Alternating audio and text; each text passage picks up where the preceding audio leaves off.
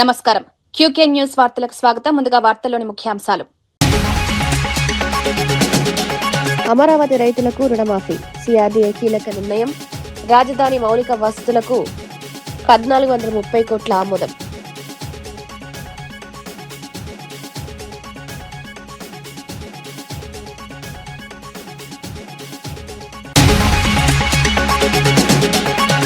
కాంగ్రెస్ పై Niranjan Reddy fire. హామీల అమలులో కాంగ్రెస్ విఫలం. మోసాన్ని ప్రజల్లోకి తీసుకెళ్లాలన్న బీఆర్ఎస్ పిలుపు. 1000 రోజుల పాలనపై లెక్కలు చెప్పాలన్న నిరంజన్ రెడ్డి.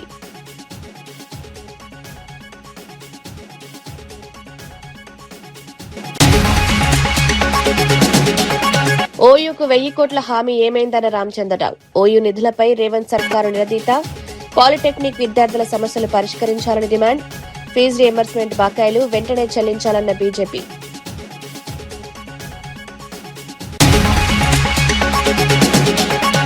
విశాఖ రేవ్ పార్టీలో టీడీపీ నేతల గొడవ. కేకే రాజు ఆరోపణలు. అమ్మాయిల కోసం కత్తులతో దాడులా అని ఫైర్. రేవ్ పార్టీ ఘటనపై పోలీసులు నిజాలు బయటపెట్టాలన్న కేకే రాజు.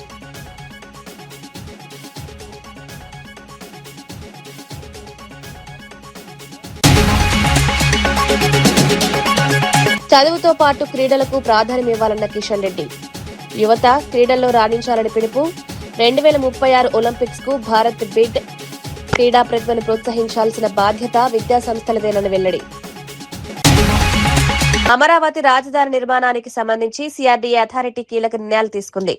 రాజధాని కోసం 2వ దశ భూ సమీకరణలో పాల్గొంటున్న రైతులకు రుణమాఫీ ప్రయోజనాలు కల్పించాలని నిర్ణయించింది. ముఖ్యమంత్రి చంద్రబాబు నాయుడు అధ్యక్షతన జరిగిన సమావేశంలో ఈ నిర్ణయాలు తీసుకున్నట్లు మంత్రి నారాయణ తెలిపారు. రాజధాని ప్రాంతంలో కీలక మౌలిక వసతుల ఏర్పాటుకు 1430 కోట్ల వ్యయానికి ఆమోదం లభించింది. అదనంగా 596 కోట్ల అంచనా వ్యయంతో లైబ్రరీ, కన్వెన్షన్ సెంటర్ నిర్మాణానికి కూడా గ్రీన్ సిగ్నల్ ఇచ్చారు. అమరావతి అభివృద్ది పనులను వేగవంతం చేయడంలో భాగంగా మౌలిక సదుపాయాలపై ప్రత్యేక దృష్టి పెట్టాలని ప్రభుత్వం నిర్ణయించింది. 2వ దశ భూ సమీకరణలో రైతుల భాగస్వామ్యాన్ని పెంచేందుకు రుణమాఫీ ప్రయోజనం ఉపయోగపడుతుందని అధికారులు భావిస్తున్నారు. రాజధాని ప్రాంతంలో రహదారులు, ఇతర మౌలిక వసతుల నిర్మాణానికి అవసరమైన ప్రణాళికలను సిద్ధం చేయాలని సూచించారు. లైబ్రరీ, కన్వెన్షన్ సెంటర్ ద్వారా అనుమతులు ప్రజలకు, విద్యార్థులకు వివిధ కార్యక్రమాలకు అవసరమైన సదుపాయాలు అందుబాటులోకి రానున్నాయి. రాజధాని అభివృద్ది పనుల్లో నిధుల వినియోగం పారదర్శకంగా ఉండాలని ప్రభుత్వం స్పష్టం చేసింది. అమరావతి నిర్మాణాన్ని ప్రాధాన్యంగా తీసుకుని అవసరమైన మౌలిక వసతులను దశలవారీగా పూర్తి చేయాలని నిర్ణయించారు. అయితే సిఆర్ఆర్ఐ న్యూఢిల్లీ, ఐఐటి ఖరగ్పూర్ ఈ 2 ఆర్గనైజేషన్స్తో దాన్ని మళ్ళీ స్టడీ చేయించాం. పెద్ద రోడ్లలో వచ్చి యాక్చువల్గా బీటీ ఉంటుంది. చిన్న రోడ్లలో అంతా స్మాల్ రోడ్స్ అంటే 54 ఫీట్ 40 ఫీట్ వాటిలో సీసీ అనుకున్నాం, కాంక్రీట్. అయితే వాళ్ళు స్టడీ చేసిన తర్వాత కొత్తగా నిర్మించే యొక్క నగరంలో ఎక్కువగా వెహికల్స్ ఇవన్నీ తిరగటం, వీటన్నిటి వల్ల అంతేగాని బ్లాక్ కాటన్ సాయిల్ కాబట్టి సీసీ రోడ్లు వేస్తే దెబ్బతినే పాసిబిలిటీ ఉంటుంది. అందువల్ల దీన్ని బీటీ ఏమని వాళ్ళు చెప్పడం జరిగింది. అంతేగాని దాని స్ట్రెంత్ కూడా కొంత పెంచమని వాళ్ళు యాక్చువల్గా సజెషన్ చేశారు. సో ఏదైతే 29 గ్రామాల్లో లేఅవుట్స్ రోడ్స్ వేస్తున్నాం, అక్కడ బీటీ చేయడానికి యాక్చువల్గా ఈరోజు అథారిటీ అప్రూవల్ ఇవ్వటం జరిగింది. అదేవిధంగా మన మంగళగిరి ఏదైతే కార్పొరేషన్దో దానికి డ్రింకింగ్ వాటర్ ఇక్కడ సిఆర్డీఐ క్యాపిటల్ సిటీ నుంచి ఇవ్వటానికి 30 MLD ఫ్యూచర్లో కూడా దృష్టిలో పెట్టుకొని రాబోయే 30 yearsలో అక్కడ వచ్చే పాపులేషన్ బట్టి ఒక 30 MLD ఇవ్వటానికి, ప్రజెంట్ అయితే వాళ్ళకి 10 MLD కావాలి, ఫ్యూచర్లో 30 MLD కావాలి. ఫ్యూచర్లో వాళ్ళకి యాక్చువల్గా 80 MLD కావాలి. 80 MLD ప్రజెంట్ అయితే 30 MLD కావాలా. ఇక్కడ అమరావతిలో ఏదైతే మనం చేస్తున్న స్టోరేజెస్ అవన్నీ దాని నుంచి ఇచ్చేదానికి యాక్చువల్గా వాళ్ళు రిక్వెస్ట్ చేశారు. ఈచ్ కేఎల్ కూడా 10 రూపీస్ లెక్కన నిర్ణయించి వాళ్ళకి ఇచ్చేదానికి ఈరోజు అథారిటీ యాక్సెప్ట్ చేసింది. అదేవిధంగా డిస్ట్రిక్ట్ కూలింగ్ సిస్టమ్ ఏదైతే ఉందో దానికి యాక్చువల్గా ఒక డ్రాఫ్ట్ మాస్టర్ ప్లాను తయారు చేసేదానికి ఈరోజు అథారిటీ సిఆర్డీకి యాక్చువల్గా ఇవ్వటం జరిగింది. అదేవిధంగా మిక్స్డ్ యూస్ కింద డెవలప్ చేయడానికి అంటే షాప్స్ కావచ్చు, ఆఫీసెస్ కావచ్చు, హౌసెస్ కావచ్చు, మిక్స్డ్ యూజ్ చేయటానికి. అంటే ఈ క్యాపిటల్ సిటీ డెవలప్ కావాలంటే మనుషులు రావాలంటే హౌసెస్ ఉండాలి. గవర్నమెంట్ ఆఫీసులు మనం కడుతున్నాం, ప్రైవేట్ వాళ్ళు కట్టాలంటే కొంత ల్యాండ్ కూడా యాక్చువల్గా ఎవరైతే కట్టడానికి ముందు వస్తారో వాళ్ళకు కొంత ల్యాండ్ పార్సల్స్ ఇచ్చేటట్టుగా పిచుకులపాడులో ఒక 7.9 ఎకరాలు, తుళ్ళూరులో ఒక 5 ఎకరాలు, మందడంలో 12.38 ఎకరాలు, ఇంకో బిట్ 6 ఎకరాలు, అదేవిధంగా కొరగల్లో ఒక 6 ఎకరాలు, మొత్తం ఒక 42 ఎకరాలని. ఉస్మానియా యూనివర్సిటీకి 1000 కోట్ల నిధులను ఇస్తామని ఇచ్చిన హామీ ఏమైందని తెలంగాణ బీజేపీ అధ్యక్షుడు రామచంద్రరావు ప్రశ్నించారు. ముఖ్యమంత్రి రేవంత్ రెడ్డి ప్రభుత్వం ఈ నిధులను ఇప్పటి వరకు విడుదల చేయలేదని ఆయన ఆరోపించారు. రామంతపూర్లో జీవో 97 కు వ్యతిరేకంగా నిరసన చేస్తున్న పాలిటెక్నిక్ విద్యార్థులను కలిసేందుకు వెళ్తున్న సమయంలో ఆయన్ను తార్నాకల్లోని నివాసంలో పోలీసులు హౌస్ అరెస్ట్ చేశారు. పాలిటెక్నిక్ విద్యార్థుల సమస్యలను ప్రభుత్వం వెంటనే పరిష్కరించాలని డిమాండ్ చేశారు. శక్తి స్కీమ్ కు సంబంధించిన జీవోను ఉపసంహరించుకోవాలని కోరారు. విద్యార్థుల భవిష్యత్తుపై ప్రభావం చూపే నిర్ణయాలను ప్రభుత్వం ఏకపక్షంగా తీసుకోకూడదన్నారు.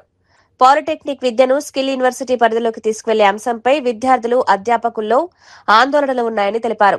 వారి అభ్యంతరాలను ప్రభుత్వం పరిగణలోకి తీసుకోవాలని కోరారు. మరోవైపు తెలంగాణలో పెండింగ్ ఫీజు రియంబర్స్మెంట్ బకాయిలపైన రామచంద్రరావు విమర్శలు చేశారు. విద్యార్థులకు రావాల్సిన ఫీజు బకాయిలను వెంటనే విడుదల చేయాలని డిమాండ్ చేశారు. ఇటు మసబ్ బ్యాంక్ అయితే ఏంది, ఇటు పాలిటెక్నిక్ లో ఉన్నటువంటి మన రామంతపూర్ అయితే ఏంది, ఇవన్నీ ప్రభుత్వ భూములు. మొత్తానికి పాలిటెక్నిక్ కోర్సు వచ్చేసి ఈ ఎడ్యుకేషన్ సంబంధించినటువంటి భూములు కూడా ప్రభుత్వం రియల్ ఎస్టేట్ కు లేకుంటే ఒక ప్రైవేట్ దానికి దారావతం చేయడానికి ఇవన్నీ కూడా స్కీమ్స్ వీళ్ళు చేస్తా ఉన్నారు. విద్యార్థుల భవిష్యత్తు కోసం స్కీమ్ చేయట్లేదు. చివరికి విశ్వవిద్యాలయాల భూములు కూడా మింగటానికి ఈ ప్రభుత్వం ప్రయత్నం చేస్తా ఉన్నది. చదువుతో పాటు క్రీడలకు కూడా యువత ప్రాధాన్యమివ్వాలని కేంద్ర మంత్రి జి కిషన్ రెడ్డి సూచించారు. హైదరాబాద్ లోని ఇంగ్లీష్ అండ్ ఫారిన్ లాంగ్వేజెస్ యూనివర్సిటీలో జరిగిన కార్యక్రమంలో ఆయన పాల్గొన్నారు. దేశంలో క్రీడలకు ప్రధాని నరేంద్ర మోదీ ప్రభుత్వం అధిక ప్రాధాన్యతనిస్తోందన్నారు. విద్యార్థులు అకాడమిక్స్ తో పాటు క్రీడల్లో కూడా ప్రతిభ చూపించాలని సూచించారు. క్రీడలు శారీరక ఆరోగ్యంతో పాటు మానసిక సామర్థ్యాన్ని పెంచుతాయన్నారు. భారతదేశం 2030 కామన్వెల్త్ గేమ్స్ నిర్వహించేందుకు సిద్దమవుతుందని, 2036 ఒలింపిక్స్ నిర్వహణకు కూడా బిడ్ వేయడానికి ప్రయత్నాలు జరుగుతున్నాయని తెలిపారు. అంతర్జాతీయ క్రీడా వేదికలపై భారత్ తన సామర్థ్యాన్ని ప్రదర్శించేలా మౌలిక సదుపాయాలను అభివృద్ది చేయాల్సిన అవసరం ఉందన్నారు. విద్యా సంస్థలు విద్యార్థుల సమగ్ర అభివృద్దిపై దృష్టి పెట్టాలని సూచించారు. క్రీడలకు తగిన మైదానాలు, శిక్షణ, కోచింగ్ సదుపాయాలు కల్పించాల్సిన బాధ్యత విద్యా సంస్థలపై ఉందన్నారు. యువతలో క్రీడా ప్రతిభను గుర్తించి ప్రోత్సహించేందుకు కేంద్ర ప్రభుత్వం పలు కార్యక్రమాలు చేపడుతోందన్నారు. విద్యార్థులు చదువులోనే కాకుండా క్రీడల్లోనూ దేశానికి పేరు తీసుకురావాలని పిలుపునిచ్చారు. ప్రపంచంలో అత్యధికమైనటువంటి యూత్ పాపులేషన్, ప్రపంచంలో అత్యధికమైనటువంటి విద్యార్థుల జనాభా మన దేశంలో ఉన్నప్పటికీ కూడా క్రీడల్లో పూర్తిగా నిర్లక్ష్యం చేయడం జరిగింది. అందుకే కింది నుంచి ఈరోజు క్రీడలను ప్రోత్సహించేటువంటి కార్యక్రమానికి ప్రధానమంత్రి గారు శ్రీకారం చుట్టారు. ఇటీవల జరిగినటువంటి అనేకమైనటువంటి అంతర్జాతీయ క్రీడా పోటీల్లో మన దేశం అత్యధికమైనటువంటి పథకాలు సాధిస్తున్న విషయం మనం చూస్తూ ఉన్నాం. మన దేశం రానున్న రోజుల్లో కూడా క్రీడా రంగంలో కూడా ప్రపంచ చిత్రపటంలో అగ్రస్థానంలో ఉండే విధంగా మనం ప్రయత్నం చేస్తే సాధించేటటువంటిది ఏది ఉండదు. అంబేద్కర్ కోనసీమ జిల్లా నుంచి 8 నుంచి 9 మంది మత్స్యకారులతో బంగ్లాదేశ్ సరిహద్దుల వైపు కొట్టుకుపోయిన బోటు వ్యవహారంపై తిరుపతి ఎంపీ మద్దిల గురుమూర్తి స్పందించారు. మత్స్యకారుల పరిస్థితిని వైఎస్ జగన్మోహన్ రెడ్డికి దృష్టికి తీసుకెళ్లగానే ఆయన కేంద్ర మంత్రులకు బంగ్లాదేశ్లోని భారత రాయబార కార్యాలయానికి లేఖలు రాశారని తెలిపారు. కేంద్రంపై ఒత్తిడి తీసుకురావడంతో గాలింపు చర్యలు ముమ్మరమయ్యాయన్నారు. నిన్న సాయంత్రం బంగ్లాదేశ్ తీర ప్రాంతంలో మత్స్యకారుల ఆచూకీ లభించిందని పేర్కొన్నారు. వరుసగా ఇలాంటి ఘటనలు జరుగుతున్నప్పటికీ మత్స్యకారుల భద్రత కోసం ప్రభుత్వం తీసుకుంటున్న చర్యలేంటని ప్రశ్నించారు. సముద్రంలోకి వెళ్లే మత్స్యకారులకు ఆధునిక భద్రతా పరికరాలు, కమ్యూనికేషన్ సదుపాయాలు కల్పించాలని కోరారు. ప్రతికూల వాతావరణ పరిస్థితుల్లో మత్స్యకారులను అప్రమత్తం చేసే వ్యవస్థను మరింత బలోపేతం చేయాలని సూచించారు. సరిహద్దు ప్రాంతాల్లో చిక్కుకుపోయిన మత్స్యకారులను సురక్షితంగా స్వదేశానికి తీసుకురావడానికి కేంద్ర, రాష్ట్ర ప్రభుత్వాలు సమన్వయంతో పనిచేయాలన్నారు. మత్స్యకారుల కుటుంబాలకు సమాచారం అందిస్తూ వారిని ఆందోళన తగ్గించాలని ఆదేశాల ప్రకారం అమిత్ షా గారికి గాని, డిఫెన్స్ మినిస్టర్ రాజ్నాథ్ సింగ్ గారికి గాని, అలాగే ఎక్స్టర్నల్ అఫైర్స్ మినిస్టర్ జయశంకర్ గారికి, అలాగే శ్రీలంకన్ ఇండియన్ ఎంబసీకి, బంగ్లాదేశ్ ఇండియన్ ఎంబసీకి, మయన్మార్లో ఉన్నటువంటి ఇండియన్ ఎంబసీకి అన్నిటికి కూడా లేఖలు రాసి వాళ్ళ ఆఫీసులతో కోఆర్డినేట్ చేసుకోవడం, దీనికి సంబంధించి కోస్ట్ గార్డు విపరీతంగా గాలింపు చర్యలు చేపట్టడం. మామూలుగా ఒక 3 రోజుల పాటు గాలింపు చర్యలు చేసి సైలెంట్ అయిపోతుంటారు. కానీ అలా కాకుండా వైఎస్ఆర్ కాంగ్రెస్ పార్టీ ప్రతిపక్ష పార్టీగా కేంద్ర ప్రభుత్వం మీద ఒత్తిడి తీసుకొచ్చి నిరాటంకంగా గాలింపు చర్యలు చేపట్టడం జరిగింది. అలాగే ఇటు నార్త్ ఈస్ట్ వైపు కూడా కోస్ట్ గార్డ్కి సంబంధించినటువంటి హెడ్ క్వార్టర్కి సంబంధించినటువంటి ఆఫీసర్స్తో మా పార్టీకి సంబంధించినటువంటి వాసిపల్లి జైనగ్రామ్ కూడా టచ్లో ఉండి నిరంతరం గాలింపు చర్యలు చేపట్టడం. అలాగే దేవుడి దయ వల్ల వారు విశాఖపట్నం నగర శివారులోని ఓ రిసార్ట్ లో జరిగినట్లు చెప్తున్న రేవ్ పార్టీ ఘటనపై వైఎస్ఆర్సీపీ విశాఖపట్నం జిల్లా అధ్యక్షుడు కెకే రాజు తీవ్ర ఆరోపణలు చేశారు. రేవ్ పార్టీలో టీడీపీకి చెందిన నాయకులు అమ్మాయిల కోసం గొడవపడి కత్తులతో దాడి చేసుకున్నారని ఆరోపించారు. ఈ ఘటన ఉత్తరాంధ్ర ప్రజల్లో భద్రతపై ఆందోళన కలిగించేలా ఉందని విమర్శించారు. కూటమి ప్రభుత్వం అధికారంలోకి వచ్చిన తర్వాత శాంతి భద్రతల పరిస్థితిపై అనేక ప్రశ్నలు తలెత్తుతున్నాయని ఆరోపించారు. రిసార్ట్లో జరిగిన ఘటనకు సంబంధించిన పూర్తి వివరాలను పోలీసులు బయటపెట్టాలని డిమాండ్ చేశారు. అక్కడ ఎవరు ఉన్నారు, ఏం జరిగింది, దాడికి కారణాలేమిటి అనే అంశాలపై దర్యాప్తు జరపాలని కోరారు. రాజకీయ నాయకులతో సంబంధం ఉన్న వ్యక్తులు ఉన్నప్పటికీ చట్టం అందరికీ సమానంగా వర్తించాలన్నారు. రేవ్ పార్టీలు అక్రమ కార్యకలాపాలు, నేరాలకు అడ్డుకట్ట వేయాల్సిన బాధ్యత పోలీసులపై ఉందన్నారు. జరుగుతున్న ఈ సంఘటనలే నిదర్శనం. రెండోది, ఒకవైపు ఎక్కడ పడితే అక్కడ మద్యం దొరుకుతుంది, డ్రగ్స్ దొరుకుతుంది, గంజాయి దొరుకుతుంది. కానీ దురదృష్టం ఏంటంటే ఈ పెద్ద మనిషి, ఈ తెలుగుదేశం కూటమి పార్టీ చంద్రబాబు నాయుడు గారి ముఖ్యమంత్రి అయిన తర్వాత సాగునీరు ఎలాగో లేదు. రాష్ట్ర వ్యాప్తంగా సాగునీరు లేక వీరి డొల్లతనంతో, వీరి ప్రచార ఆర్భాటాలతో, వీరికి సరైన సమాచారం లేక ఏ విధంగా వ్యవసాయాన్ని అటకెక్కించారో, రైతులు ఏ విధంగా వెన్నుపోటు పొడిచారో, వెన్నుపోటు పార్టీకి సంబంధించిన విధానాలు ఏ విధంగా ఉన్నాయో మనందరికీ కూడా తెలిసింది.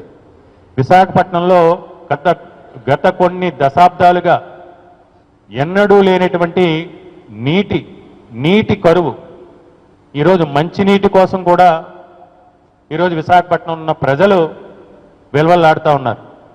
ఈ విశాఖపట్నం నగర పరిధిలో ఉన్న 7 శాసనసభ్యులు కూడా తెలంగాణలో ప్రభుత్వ ఉద్యోగులు, రిటైర్డ్ ఉద్యోగుల సమస్యలపై మాజీ మంత్రి బీఆర్ఎస్ ఎమ్మెల్యే హరీష్ రావు తీవ్రంగా స్పందించారు. దేశంలో ఎక్కడైనా 6 డిఏలు పెండింగ్ లో ఉన్న రాష్ట్రం ఉందా అని ప్రశ్నించారు.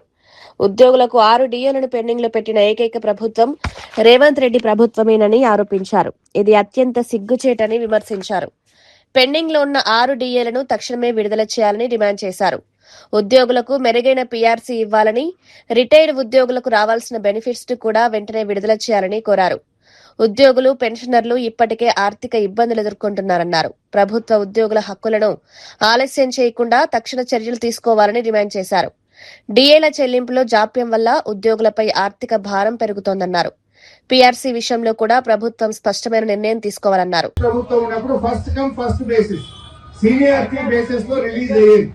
ఎవరైనా జీపీఎఫ్ పెట్టుకుంటే ఇగో చూడుబాయి పోయిన 6 నెలల కింది దాకా వచ్చినాయి, నెక్స్ట్ నాదే ఉంది లైన్ లో అని ఒక అర్థమవుతుండే. కానీ ఇప్పుడు సీనియారిటీ లేదు. ఎప్పుడు ఎవరికి వస్తుందో కమిషన్లు ఇచ్చినోనికో పర్సెంటేజ్ ఇచ్చినోనికి పైసలు రిటైర్మెంట్ బెనిఫిట్ లో జీపీఎఫ్ లోన్లు వస్తున్నాయి తప్ప ఒక సీనియారిటీలో సీనియర్ ఆర్డర్ లో ఈ రోజు బకాయిలు విడుదలయ్యేటువంటి పరిస్థితి లేదు. సెక్రటరేట్ పోలీసులను పెట్టుకున్నారు. ఆ రోజు నేను ఆర్థిక మంత్రిగా పనిచేసినాం. ఉపాధ్యాయ సంఘాలు, ఉద్యోగ సంఘాలు ఎప్పుడంటప్పుడు నేరుగా వచ్చి కలిసే అవకాశం ఉండేది. ఇలా బట్టిగాన్ని గెలవాలంటే సెల్ ఫోన్లు బయట పెట్టాలన్నట. మొత్తం జేబులంతా, ప్యాంటు షర్టు అంతా పోలీసులు మనం ఫ్రిస్కింగ్ చేసినాక లోపల దోలుతారట.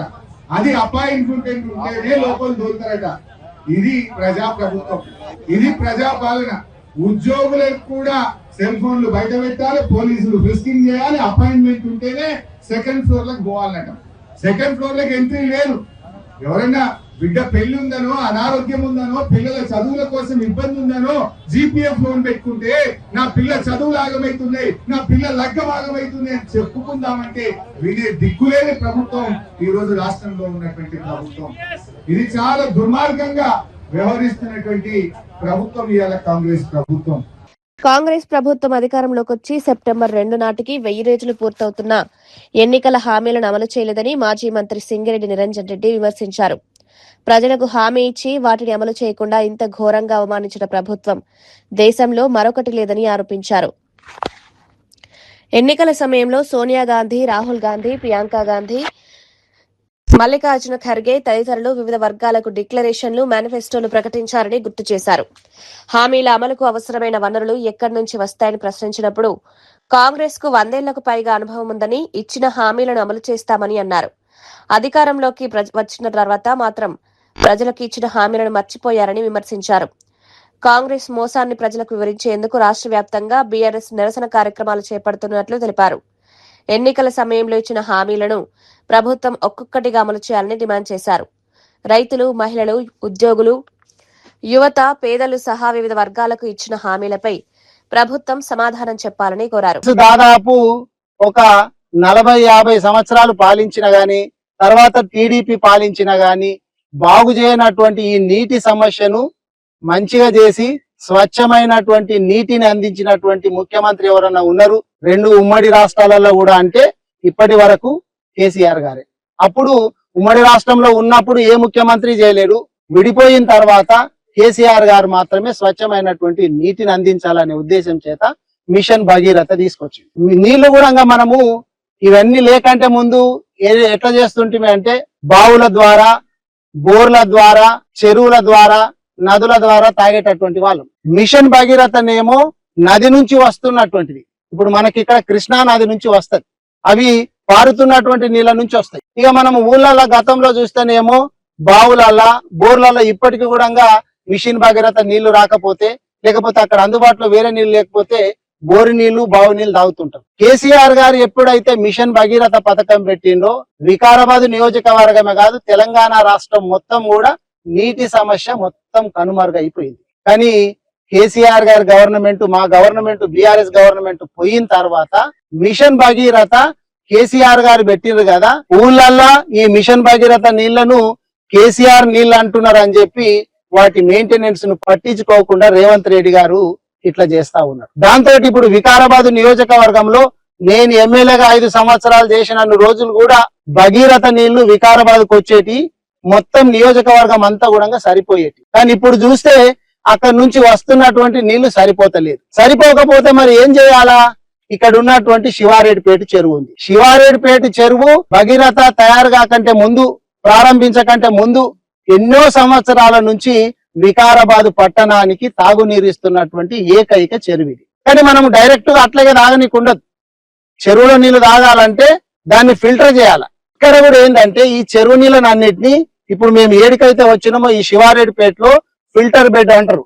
దీన్ని చూడటానికి అని చెప్పి మేము. కేరళకు చెందిన సోహెల్ పెద్ద గంజాయి డాన్ అని వైఎస్ఆర్సీపీ రాష్ట్ర అధికార ప్రతినిధి నాగమల్లీశ్వరి ఆరోపించారు. సోహెల్ తప్పించుకోవడంపై హోంమంత్రి అనితను ప్రశ్నించినప్పటికీ ఆమెకు అతని ఎవరూ తెలియనట్లుగా వ్యవహరిస్తున్నారని విమర్శించారు. హోంమంత్రి ఈ పరిస్థితికి రావడానికి కారణం ఆమె సమర్థవంతంగా పనిచేయకపోవడమేనని ఆరోపించారు. రాష్ట్రంలో నేరాలు, అక్రమ కార్యకలాపాలపై ప్రభుత్వం కఠినంగా వ్యవహరించాల్సిన అవసరం ఉందన్నారు. గంజాయి అక్రమ రవాణా, నేరముఠాల కదలికలను అడ్డుకోవడంలో పోలీస్ వ్యవస్థ అప్రమత్తంగా ఉండాలని సూచించారు. ప్రజల భద్రతకు సంబంధించిన అంశాల్లో ప్రభుత్వం నిర్లక్ష్యం చేయకూడదన్నారు. నిందితులపై చర్యలు తీసుకోవాల్సిన బాధ్యత పోలీస్ శాఖపై ఉందని పేర్కొన్నారు. సోహెల్ వ్యవహారంపై పూర్తి వివరాలను ప్రభుత్వం ప్రజలకు వెల్లడించాలని డిమాండ్ చేశారు. అతను ఎలా తప్పించుకున్నాడు, అతనిపై ఉన్న ఆరోపణలు ఏమిటి, ప్రస్తుతం ఎక్కడ ఉన్నాడనే అంశాలపై స్పష్టతనివ్వాలని కోరారు. రాష్ట్రంలో గంజాయి అక్రమ రవాణా నియంత్రణకు ప్రభుత్వం తీసుకుంటున్న చర్యలను వివరించాలన్నారు. వర్గంలో గాంజాయి ఎంత విచ్చలవిడిగా జరుగుతుందో తెలుసా? మీ ఆధ్వర్యంలోనే జరుగుతుంది. అంటే నీ సొంత నియోజకవర్గంలో, ఒక హోంమంత్రి ఉన్నటువంటి నియోజకవర్గంలోనే గాంజాయి అడ్డగోలుగా దొరుకుతుంది అని అంటే ఇంకా రాష్ట్రంలో ఉన్నటువంటి పరిస్థితి ఏంటి అని అనేది రాష్ట్రంలో ఉన్నటువంటి ప్రజలు గ్రహించరా? 200% గ్రహిస్తారు.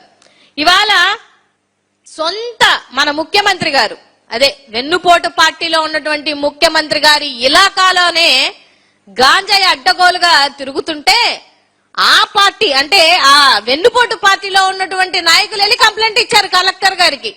ఇది మీ దరిద్రమైనటువంటి పరిపాలనకి ఉదాహరణ ఏందయ్యా అంటే ఇదే.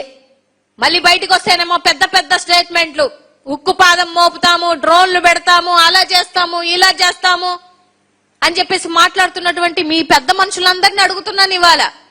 ఇవాళ పోలీస్ డిపార్ట్మెంట్ లో పోలీసులే గాంజాయికి అడ్డంగా ఉండి తీసుకెళ్తుంటే మీ చాతకాని ప్రభుత్వం ఏం చేస్తుంది? ఆ విషయం అడిగితే డిఎస్పీ గారు ఒక స్టోరీ చెప్తున్నారు, ఎస్పీ గారు ఇంకొక స్టోరీ చెప్తున్నారు. అట్లీస్ట్ కూర్చోండి అయ్యా, కూర్చొని ఇదిగో ఇది చెప్దాము, ఈ అబద్ధం చెప్దాము, ఈ అబద్ధాన్ని జనాల్లోకి తీసుకెళ్దాము, లేకపోతే మన పోలీసుల్ని మనం ప్రొటెక్ట్ చేసుకుందాము. అదే సామాన్య ప్రజలు వాడు గాంజాయి అమ్ముతాడో అమ్మడో దేవుడు ఎరుగు, చిన్నది దొరికితే మాత్రం వాడిని ఏకంగా లాకప్ డెత్ చేసేంత పరిస్థితులు ఉంటాయి. ఇవాళ మీ పోలీస్ డిపార్ట్మెంట్ వాళ్ళు చేస్తే మినిమం వాళ్ళని సస్పెండ్ చేయరా? వాళ్ళు ప్రొటెక్ట్ చేసుకోవడానికి మళ్ళీ దొంగ కథలన్నీ అప్పచెప్తున్నారు అని అంటే ఈ విషయాలన్నీ హోంమంత్రి అనిత గారికి తెలియకుండానే జరుగుతుందా? డిఎస్సీ నియామకాల్లో అవకతవకలపై వైఎస్ఆర్సీపీ రాష్ట్ర అధికార ప్రతినిధి వంగవీటి నరేంద్ర తీవ్ర ఆరోపణలు చేశారు. డిఎస్సీ అక్రమాలపై ఆధారాలతో వైఎస్ జగన్మోహన్ రెడ్డి మాట్లాడి సీబీఐ విచారణ జరపాలని సవాల్ చేసినప్పటికీ విద్యాశాఖ మంత్రి నారా లోకేష్ ఒక్క అడుగు కూడా ముందుకు వేయడం లేదని విమర్శించారు. డిఎస్సీ నియామకాల్లో అక్రమాలు జరిగాయనే ఆరోపణలపై ప్రభుత్వం పారదర్శకంగా విచారణ జరిపించాలని డిమాండ్ చేశారు. సీబీఐ విచారణకు ప్రభుత్వం సిద్ధంగా ఉంటే వెంటనే చర్యలు ప్రారంభించాలని కోరారు. అభ్యర్థుల భవిష్యత్తుకు సంబంధించిన అంశంలో ఎలాంటి అనుమానాలకు తావు లేకుండా పూర్తి స్థాయిలో దర్యాప్తు జరగాల్సిన అవసరం ఉందన్నారు. డిఎస్సీ ప్రక్రియపై అభ్యర్థుల్లో ఉన్న సందేహాలను ప్రభుత్వం నివృత్తి చేయాలని సూచించారు. నియామకాల్లో అవకతవకలు జరిగాయనే ఆరోపణలు వస్తున్న నేపథ్యంలో స్వతంత్ర సంస్థతో విచారణ చేయిస్తే వాస్తవాలు బయటపడతాయన్నారు. వైఎస్ఆర్సీపీ ఈ అంశాన్ని వదిలిపెట్టబోదని, సీబీఐ విచారణ జరిగే వరకు పోరాటం కొనసాగిస్తామని స్పష్టం చేశారు. లేవనెత్తారు. గ్రూప్ 1 లో మీరు చేసిన టైంలో అవకతవకలు అన్నారు. ఎస్, జగన్మోహన్ రెడ్డి గారు చాలా స్పష్టంగా ఒప్పుకున్నారు. దానికి ఏంటి దాని మీద సిబిఐ ఎంక్వైరీ మేము సిద్ధంగా ఉన్నాం. మరి మీరెందుకు ఒప్పుకోలేకపోతున్నారు? మీకెందుకు ధైర్యం సరిపోవట్లేదు? ఎందుకంటే ఇప్పుడు చెప్పినటువంటి ఒక్కొక్క ఆధారాలన్నీ కూడా తీసుకుంటే ప్రతి ఒక్కటి కూడా చాలా స్పష్టంగా ఆధారాలతో దొరికిపోతారని మీకు భయం ఉంది కాబట్టి మీరు సిబిఐ ఎంక్వైరీకి ఒప్పుకోవట్లేదు. ఇప్పుడు ఈయన చేసేటివి పోనీ పబ్లిక్ ఎదురుకుండా కాదు, ఎక్కడైతే అసెంబ్లీలో మీరు మాట్లాడాలనుకుంటున్నారో ఏకపక్షంగా మీకు అక్కడ బలం ఉందని చెప్పని మీరు అసెంబ్లీలో మాట్లాడుతున్నారు. మరి పక్కనే మండలిలోకి రావయ్యా ఇదే ఛాలెంజ్లు తీసుకుని చెప్పని లోకేష్ ని పిలిస్తే 4 రోజుల పాటు మండలిలో మాత్రం రావడానికి ఎక్కడా కూడా ఆయన ఒప్పుకోలేదు. అక్కడ మా మాజీ విద్యాశాఖ మంత్రి ఉన్నారు. పోనీ నువ్వు ఇచ్చిన ఛాలెంజ్లు నీకు ఎన్నోసార్లు చెప్పాం, నీ స్థాయి అది కాదు. జగన్మోహన్ రెడ్డి గారికి నువ్వు ఛాలెంజ్ ఇచ్చినటువంటి స్థాయి నీది కాదు. మా మాజీ మంత్రి పేరు సంగారెడ్డి పట్టణంలోని కలెక్టరేట్ ఎదురుగా శ్రీ సాయి కాలనీలో అగస్త్య ఆదివేదం హాస్పిటల్ నూతనంగా ప్రారంభమైంది. హాస్పిటల్ మేనేజింగ్ డైరెక్టర్ డాక్టర్ శాంతి కుమార్ పటేల్, డాక్టర్ సబితా పటేల్ ఆధ్వర్యంలో ఈ ఆసుపత్రిని ఏర్పాటు చేశారు.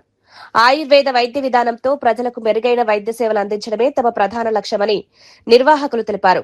అనుభవజ్ఞులైన వైద్యుల ఆధ్వర్యంలో రోగులకు నాణ్యమైన సేవలు అందించేందుకు ఆసుపత్రిలో అవసరమైన ఏర్పాట్లు చేసినట్లు చెప్పారు.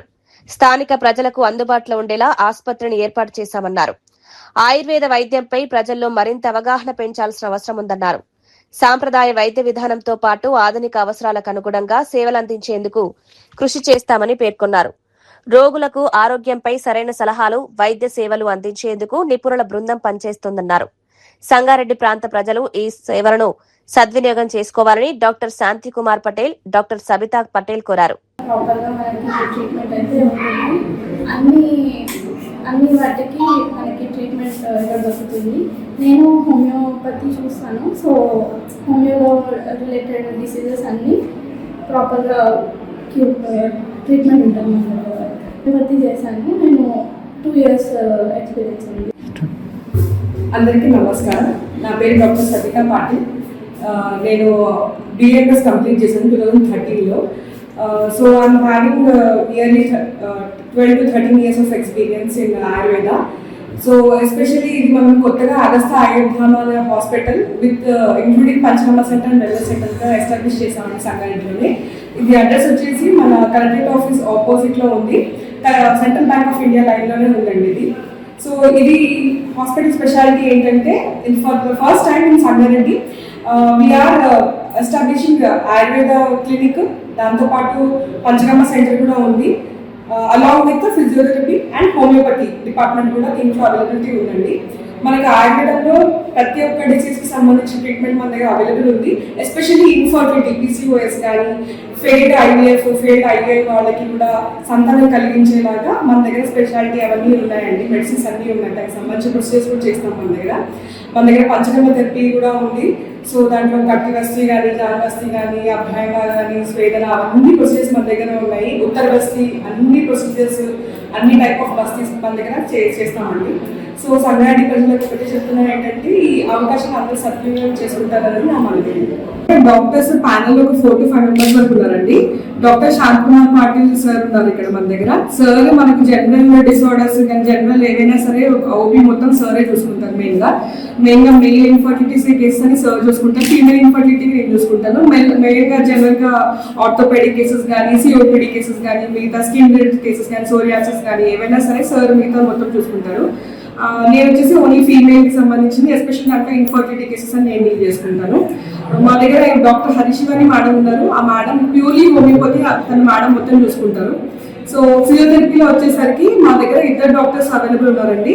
మెయిల్ ఒక డాక్టర్, ఫీమేల్ ఒక డాక్టర్, 2 ఉన్నారండి మా దగ్గర. మెయిల్ డాక్టర్ వచ్చేసి డాక్టర్ మధుకర్ గారు ఉన్నారండి. ఆయన మనకు మార్నింగ్ నుంచి ఈవినింగ్ వరకు అవైలబుల్ ఉంటారు.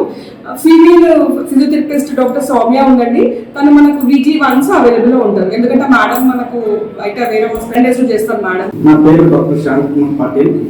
నా లాస్ట్ 15 years నుంచి ప్రాక్టీస్ చేస్తున్నాను. అల్లోపతి ప్రాక్టీస్ చేస్తుంది. ఇప్పుడు ఆయుర్వేదం ఇదో కన్వర్ట్ అయ్యాను.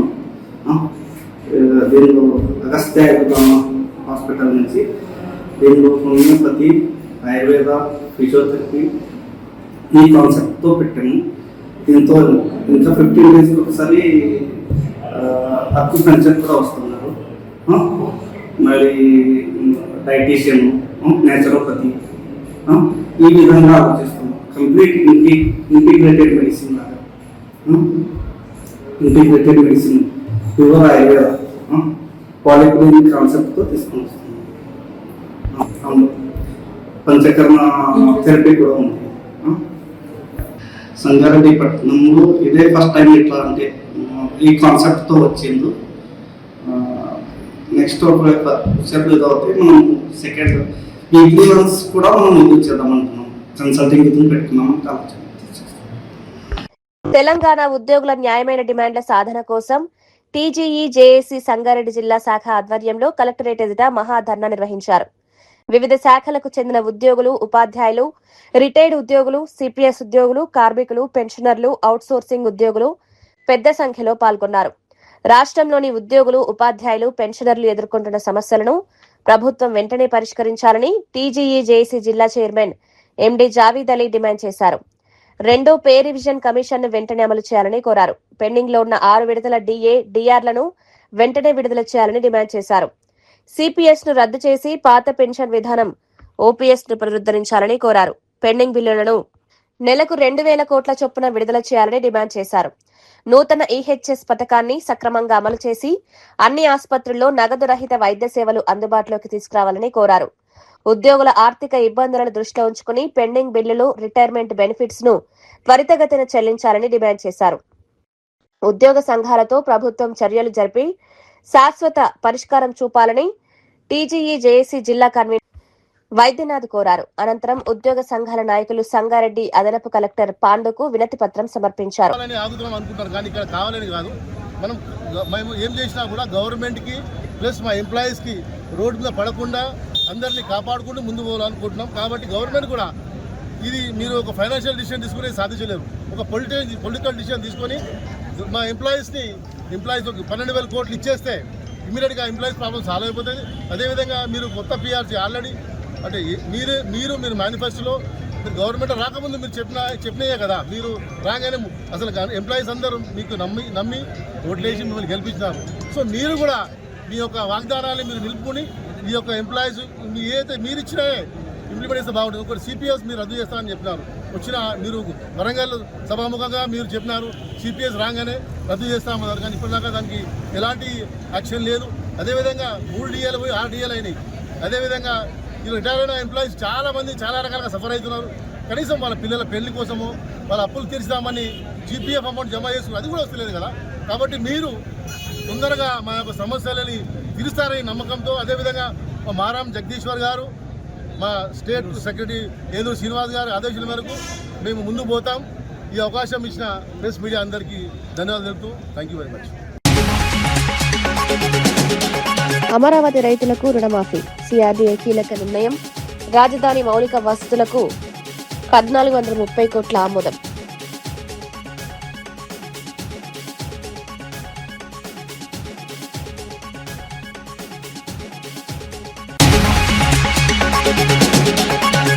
కాంగ్రెస్ పై నిరంజన్ రెడ్డి ఫైర్, హామీల అమలులో కాంగ్రెస్ విఫలం, మోసాన్ని ప్రజల్లోకి తీసుకెళ్లాలన్న బీఆర్ఎస్ పిలుపు, 1000 రోజుల పాలనపై లెక్కలు చెప్పాలన్న నిరంజన్ రెడ్డి.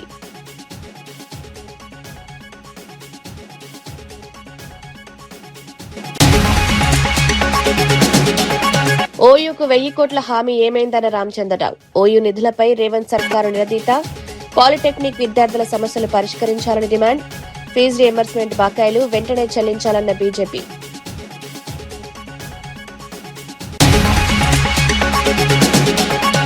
విశాఖ రేవ్ పార్టీలో టీడీపీ నేతల గొడవ, కేకే రాజు ఆరోపణలు, అమ్మాయిల కోసం కత్తులతో దాడులా అని ఫైర్, రేవ్ పార్టీ ఘటనపై పోలీసులు నిజాలు బయటపెట్టాలన్న కేకే రాజు.